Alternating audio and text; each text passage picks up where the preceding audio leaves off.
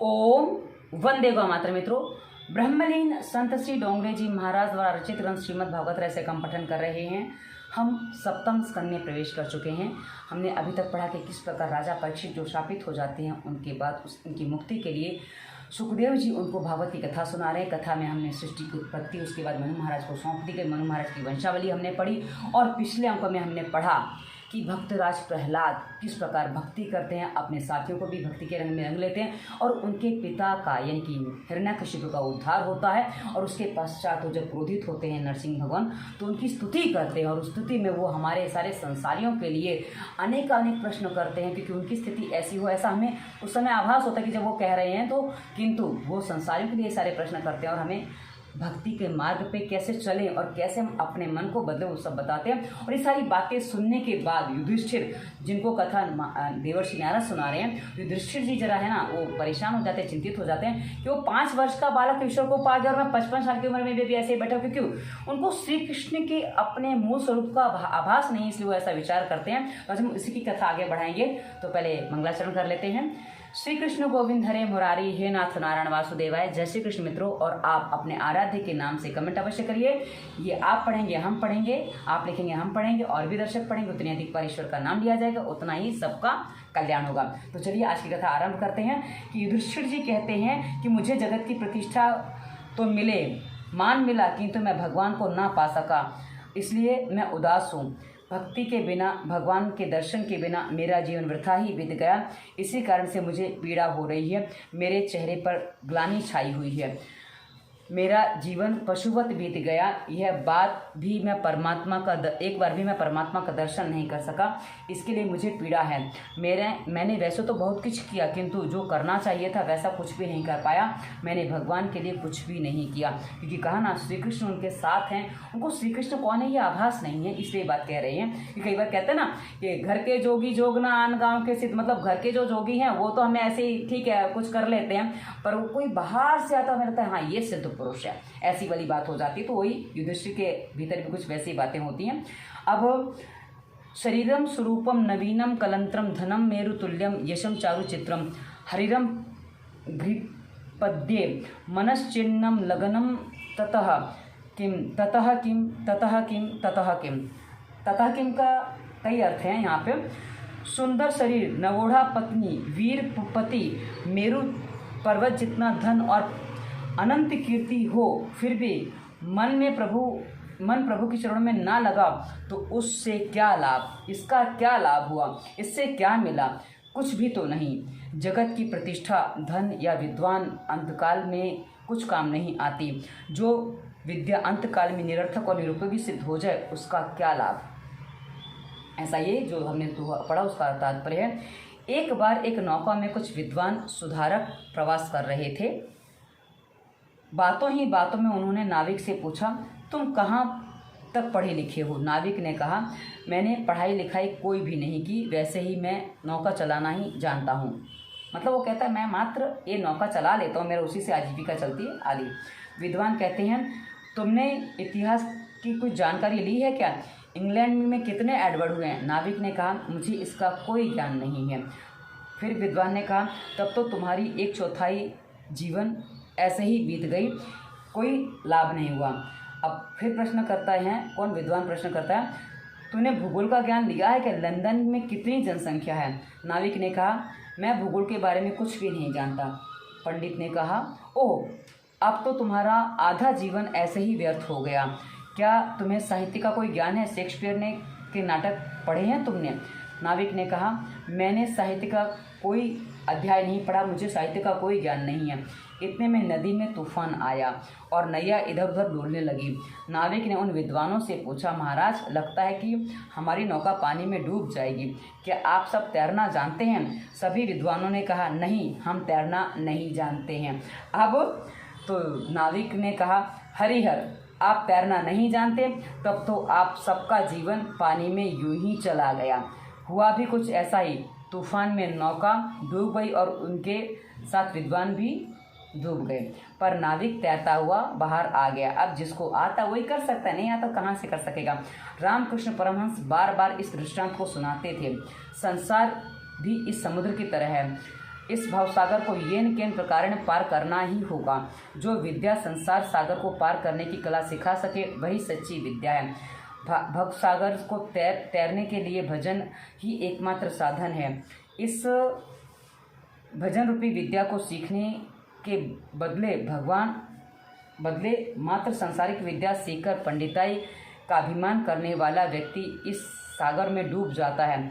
जो विद्या अंतकाल में परमात्मा के दर्शन ना कर सके वह विद्या ही नहीं है। संयोग में दोष दर्शन और वियोग में गुण दर्शन ही जीवन का अभाव है।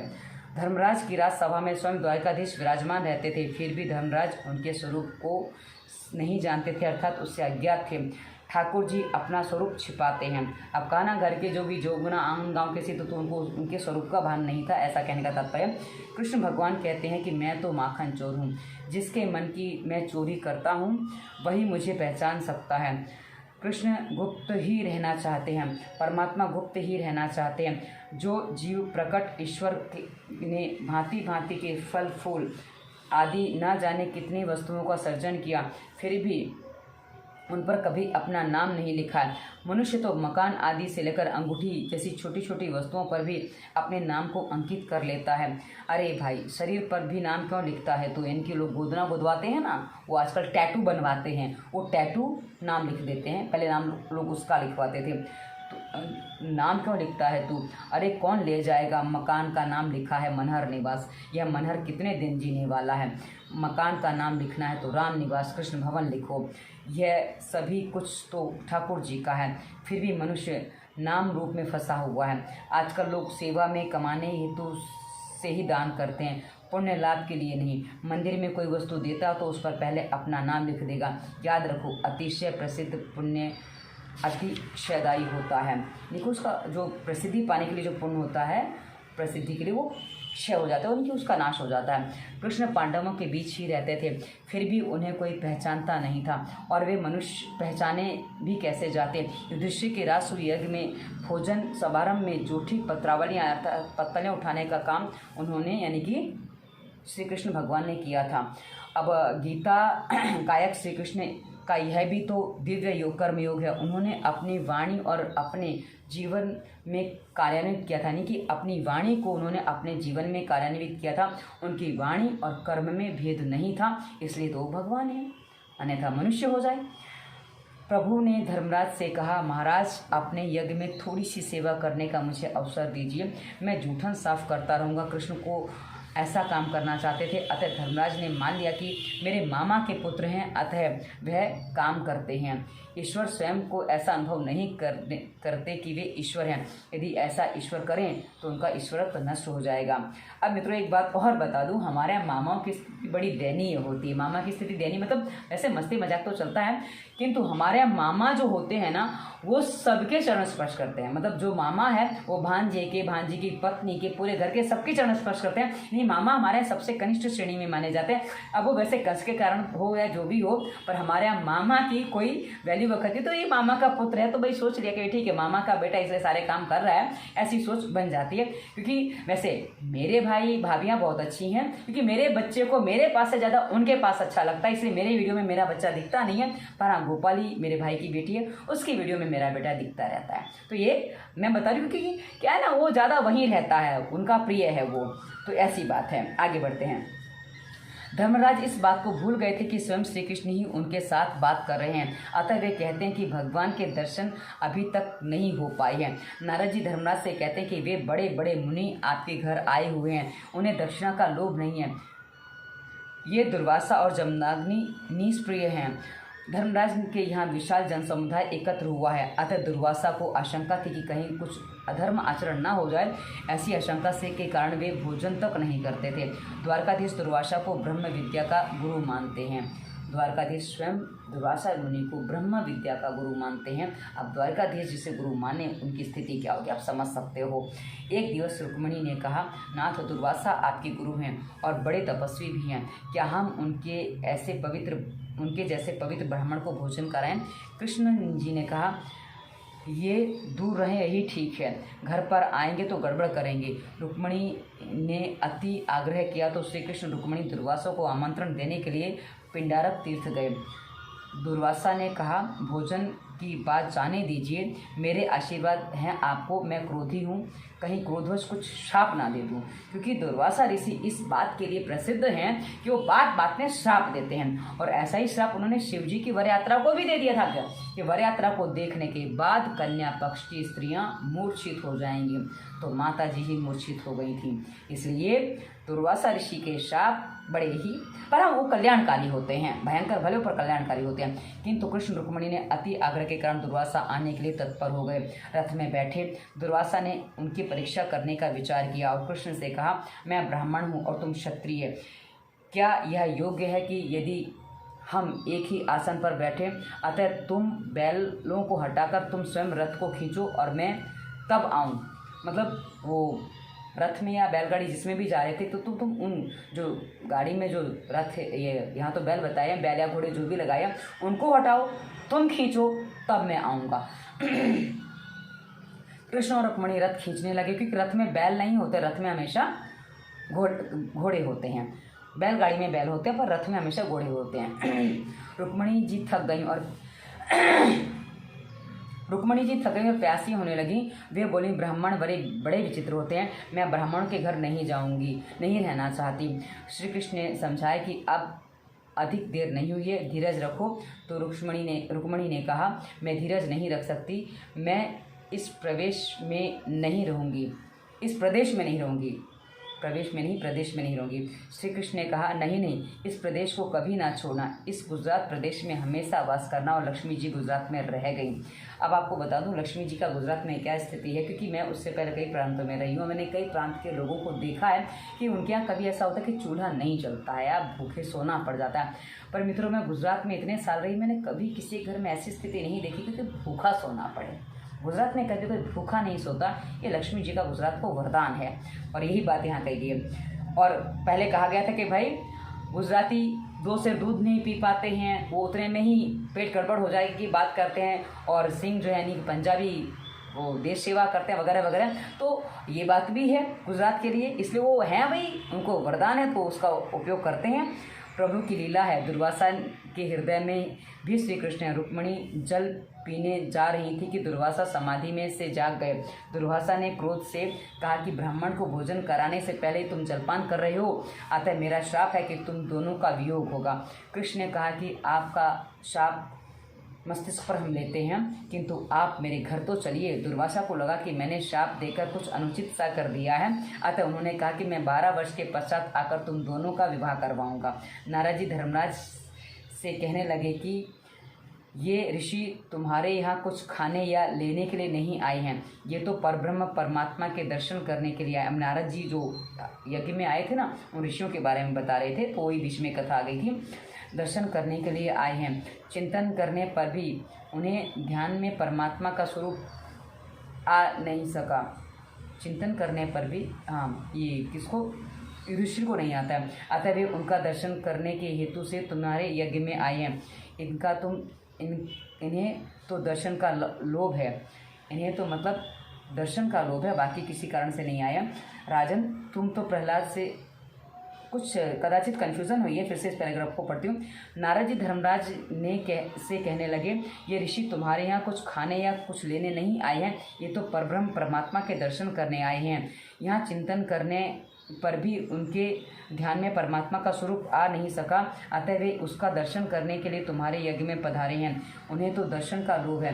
राजन, तुम तो प्रहलाद से अधिक भाग्यशाली हो, परमात्मा तुम्हारे संबंधी हैं और संबंधी होकर तुम्हारे घर में रहते हैं। हमारे घर में भगवान है, किंतु नारद जी जैसे संत द्वारा दृष्टि मिलने पर ही उनका दर्शन होता है। राजन, तुम भाग्यशाली हो कि परमात्मा तुम्हारी सभा में ही विराजमान है। अब नारद जी युधिष्ठिर को पूरी तरह से बताने का प्रयास करें कि भाई यहाँ ही परमात्मा विराजमान है। नारद जी के वचन सुनकर धर्मराज सभा में चारों ओर निहारने लगे, किंतु उन्हें वहाँ कहीं परमात्मा ना दिखाई दिए। धर्मराज परमात्मा को पहचान ही ना सके। द्वारकानाथ को देखते तो थे, किंतु उन्हें तो वे अपने मामा के पुत्र यानी कि ममेरे भाई दिखाई देते। भाई है ये तो, कहा ना घर के जोगी जोगनान गाँव के सिद्ध वाली, तीसरी बार मैं ये बात कह रही हूँ।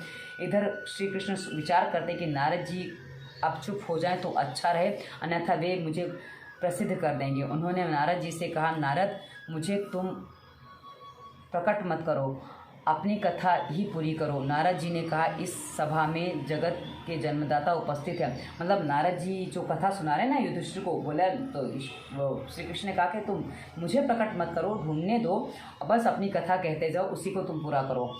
ब्रह्मा जी ने माना कि नारद जी मेरा नाम घोषित करेंगे तो मुझे प्रसिद्धि मिलेगी।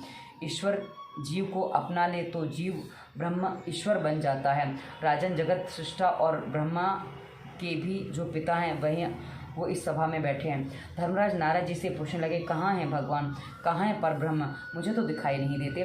जब नारद से नहीं रहा गया तो आज चाहे प्रभु अप्रसन्न ही क्यों ना हो, मुझे उन्हें प्रसिद्ध करना ही होगा। नारद जी ने भगवान श्री कृष्ण की ओर इंगित करते हुए कहा कि अयम ब्रह्म, उपनिषद में इदम ब्रह्म की बातें हैं और यहाँ अयम ब्रह्म की, इसके ही दर्शनार्थ ये सारे मुनि यहाँ आए हुए हैं। प्रभु ने सिर झुकाकर मुंह छुपाया, मैं ब्रह्म नहीं हूँ, नारद असत्य बोल रहे हैं। मतलब श्री कृष्ण के दर्शन के लिए इतनी सारी भीड़ आई, क्योंकि ये कई बार दर्शन नहीं कर पाते, तो यहाँ इनको दर्शन का लालच खींच लाया है, ऐसा कहने का तात्पर्य था। नारद जी ने कहा, अयम ब्रह्म, इन्हें असत्य बोलने का स्वभाव ही है। भगवान कभी कभी लीला करते हुए असत्य बोलते हैं, क्योंकि श्री कृष्ण ने कितने झूठ बोले हम सब जानते हैं।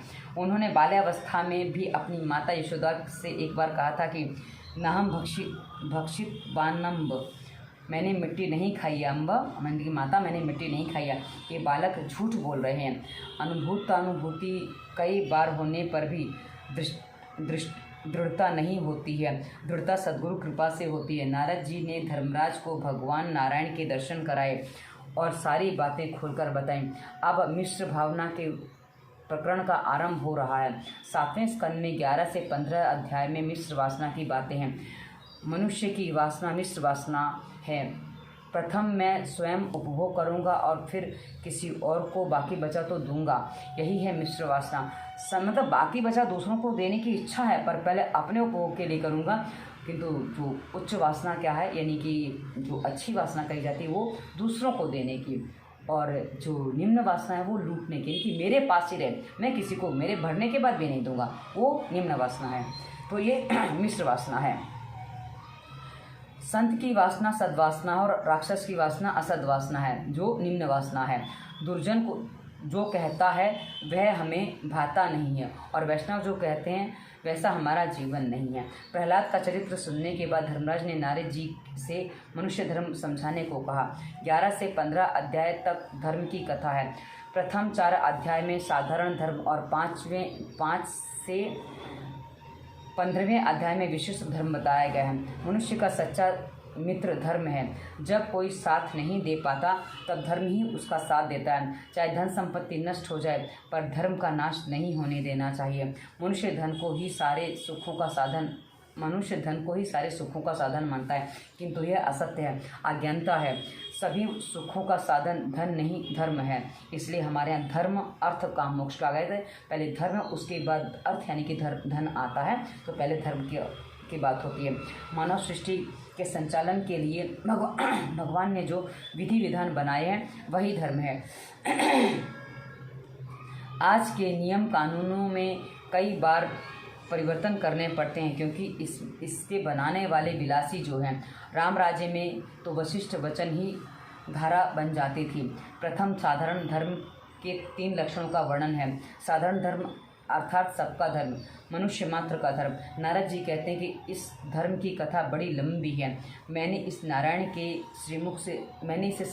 के मुख से सुना है।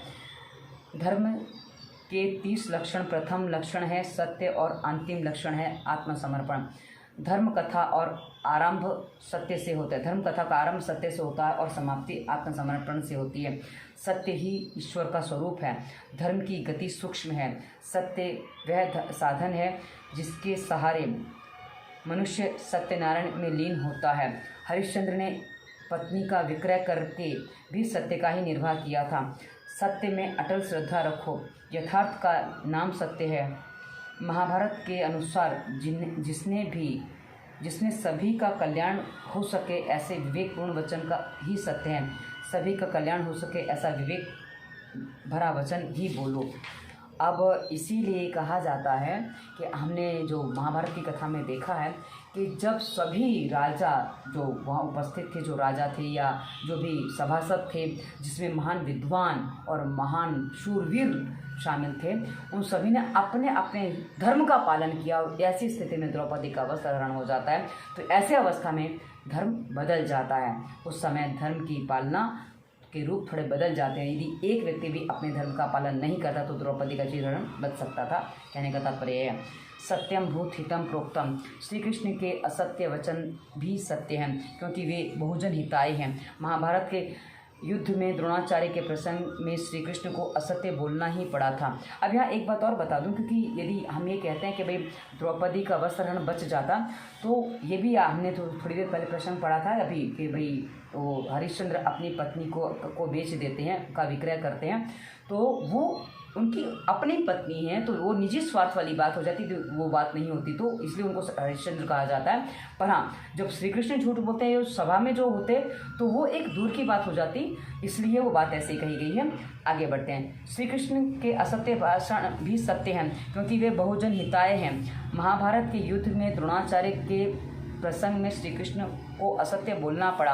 द्रोणाचार्य भीष्म युद्ध कर रहे थे, उनके हाथ में जब तक शस्त्र था तब तक उन्हें मारा जाना असंभव था। क्या किया जाए? अश्वत्थामा नामक हाथी जो मारकर द्रोण ने कहा कि उनका पुत्र अश्वत्थामा मारा गया।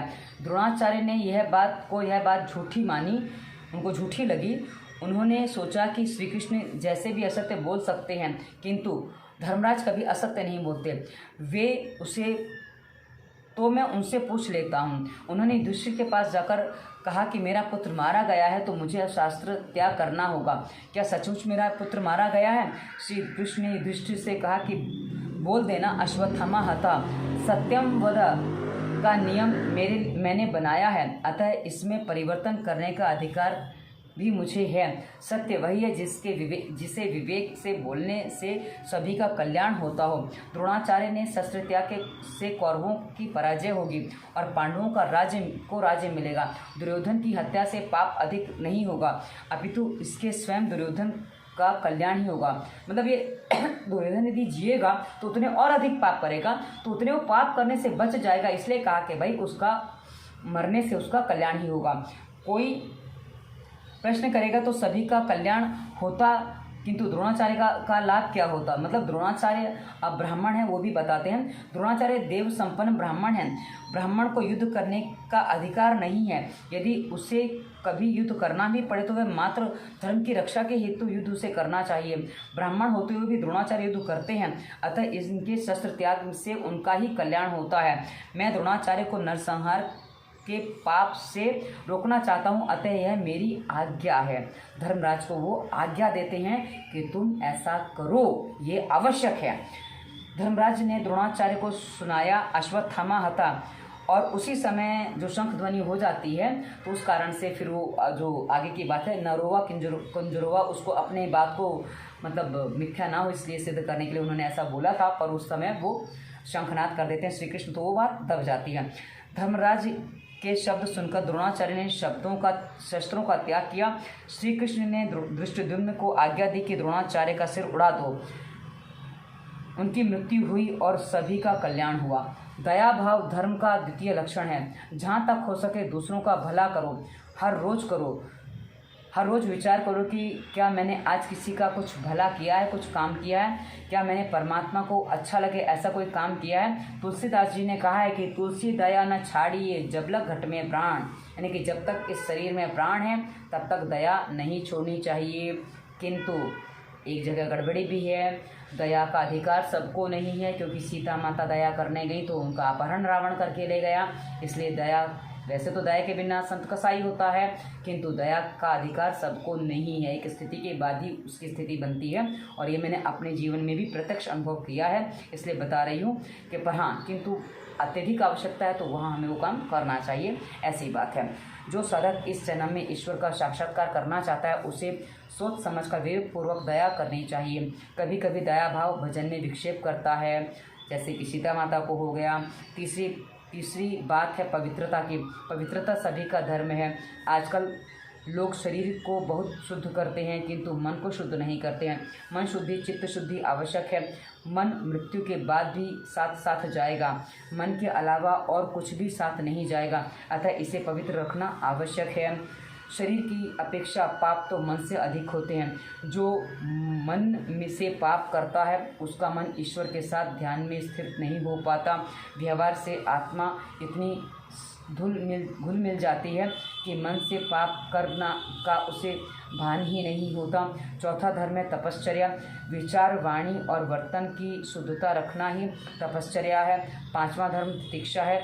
भगवत कृपा से जो भी दुख मिले उसे सहन कर लो। शत्रु के प्रति भी सद्भाव बनाए रखो, तभी परमात्मा आपके पक्ष में रहेंगे और आपके शत्रु को दंड देंगे। एक महात्मा जप करते हुए जा रहे थे। रास्ते में किसी धोबी के सुखाने के लिए कपड़े फैलाए हुए थे। उस समय महात्मा का पाँव पड़ गया, मतलब कपड़ों पे पाँव पड़ गया। धोबी ने कहा, यह देखा तो महात्मा को लकड़ी से पीटने के लगा। भगवान ने विचार किया महात्मा तो मेरा ही नाम जप रहा था, अतः मैं उसे की रक्षा करूँगा तो मेरी प्रतिष्ठा का रक्षा नहीं करूँगा तो मेरी प्रतिष्ठा धूमिल हो जाएगी। महात्मा की रक्षा के लिए वैकुंठ से धरती पर उतर आए। इधर महात्मा की सहनशीलता जवाब दे गई। उन्होंने विचार किया कि धोबी से मैं अधिक सशक्त हूँ। उन्होंने धोबी को मारने के लिए लकड़ी उठाई। प्रभु ने यह देखा तो वापस लौट गए। भगवान जो तुरंत वापस आ गए, ऐसा देखा लक्ष्मी जी ने कारण पूछा। भगवान ने कहा कि अब वहाँ महात्मा नहीं है, दो धोबी लड़ रहे हैं। महात्मा ने सहनशीलता का त्याग करके उस धोबी सा आचरण किया है, अतः मुझे वहाँ जाने का काम नहीं है। अब मित्रों, यहाँ कहने का तात्पर्य है कि हम जो हर काम को जब ईश्वर को समर्पित करते हैं उस तरह जो ईश्वर का जाप करते, क्योंकि नहीं तो लोग क्या करते हैं, जाप तो करते हैं लेकिन मन में कुछ और चलता है तो काम नहीं बनता है। तो वैसा जाप करने से ईश्वर नहीं आते हैं, शुद्ध जाप होने से ही ईश्वर आते हैं। मनुष्य अपमान के कारण तभी दुखी होता है जब वह अभिमानी होता है। जीव दीन होकर ईश्वर के शरण में आश्रय ग्रहण करे तो उस पर परमात्मा कृपा करते हैं और अपमान का प्रभाव नहीं होता। सहन शक्ति ही तितिक्षा है। छठा है अहिंसा। मन, वचन और काया से किसी को भी दुखी ना करना ही अहिंसा है। संत वही है जिसके संग में आने पर स्वभाव बदल जाए, सुधर जाए। ऋषियों के आश्रम में हिंसक पशु भी शांत हो जाते हैं। सप्तम है ब्रह्मचर्य। शारीरिक ब्रह्मचर्य पालन तो कोई भी कर लेते हैं किंतु आँखों से, मन से ब्रह्मचर्य का पालन करने वाले बहुत कम मिलते हैं। किसी स्त्री का, पुरुष का चिंतन करना ही ब्रह्मचर्य भंग है। काम भाव के गीत का श्रवण भी ब्रह्मचर्य भंग है। ब्रह्मचर्य तो मन को स्थिर करने का साधन है। अष्टम है त्याग। कुछ भी त्याग करना धर्म है, यानी कि जो हमें प्रिय वस्तु है ऐसी किसी भी वस्तु का त्याग करना ही सबसे उच्च कोटि का धर्म है। नवम है स्वाध्याय। सद्ग्रंथ का चिंतन मनन ही स्वाध्याय है जो हर किसी का धर्म है। दशम है अर्जवम। स्वभाव को सरल रखना ही सबका धर्म है। एकादश है, यानी कि 11वां है संतोष। ईश्वर ने जो कुछ जितना दिया है उसमें संतोष रहने वाला व्यक्ति भी श्रीमंत है और असंतुष्ट रहने वाला दरिद्र हो जाता है। एक भिखमंगे को रास्ते में एक रत्न जड़ित अंगूठी मिली। उसने सोचा कि मुझसे भी कोई व्यक्ति गरीब होगा, उसे मैं अंगूठी दे दूंगा। चलते चलते एक स्थान में उसने देखा कि 5 बंगलों का मालिक सेठ 6ठा बंगला बनवा रहा है और मजदूरों के साथ मजदूरी के पैसों की बात को लेकर उनसे तर्क वितर्क कर रहा है। काम पूरा कर देता है परंतु दाम पूरा नहीं देता है। उस भिखमंगे ने उस सेठ को वह अंगूठी दे दी तो सेठ ने कहा, मेरे पास तो बहुत कुछ है, मैं भिखमंगा नहीं हूँ, वह अंगूठी मुझे क्यों दे रहा है तू?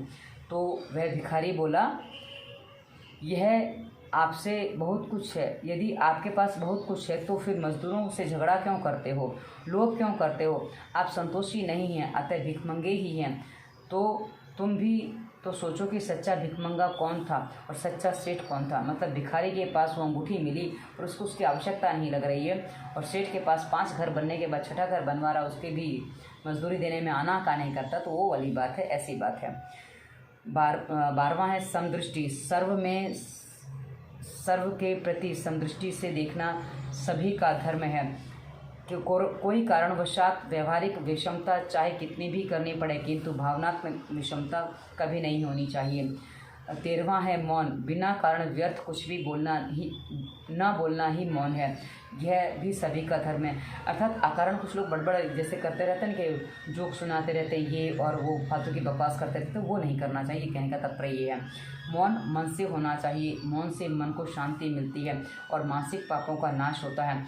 वाणी पर बुद्धिपूर्वक अंकुश रखो। 14वां है आत्मचिंतन। प्रतिदिन सोचते रहो कि मैं कौन हूँ, मैं शरीर नहीं हूँ, मैं परमात्मा का ही अंश हूँ। जन्म से पूर्व ना तो कोई संबंधी था और ना ही मृत्यु के पश्चात कोई संबंधी रहेगा। इन दोनों के मध्य अवधि में ही संबंधी होते हैं।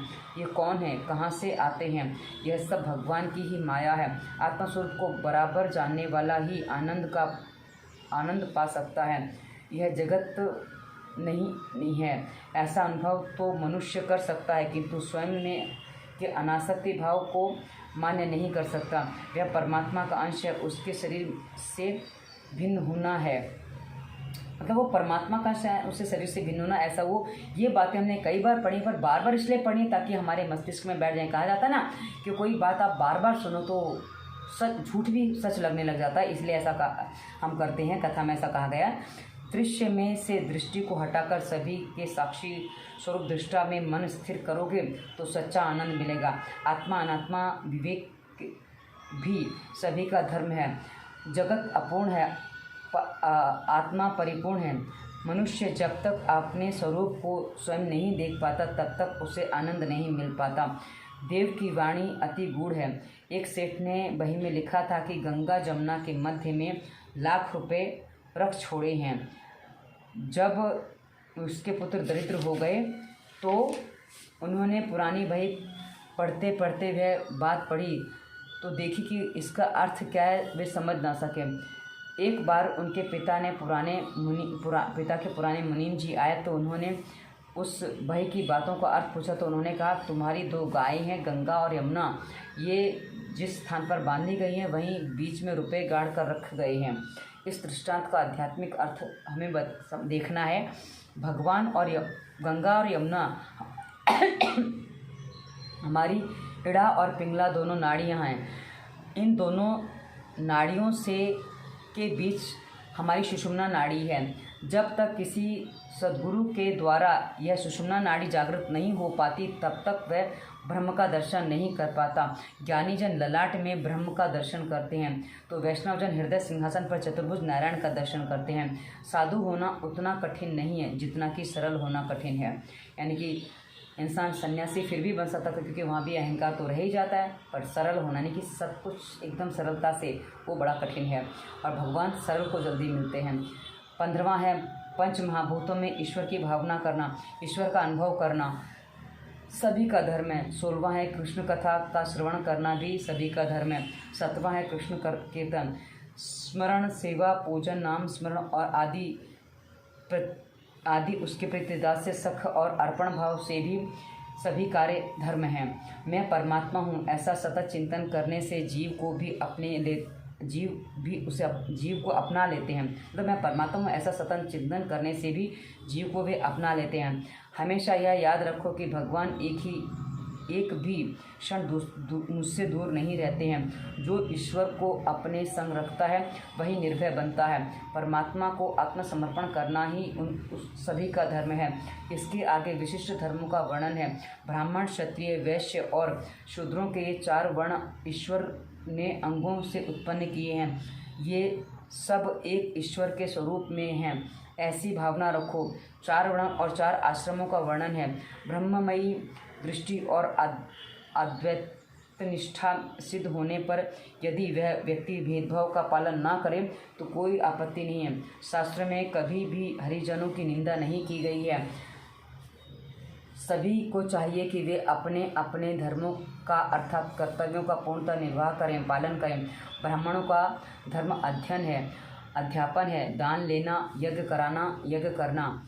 क्षत्रियों का धर्म है प्रजा की रक्षा करना। वैश्यों का धर्म है गोपालन, कृषि का काम करना और व्यापार करना।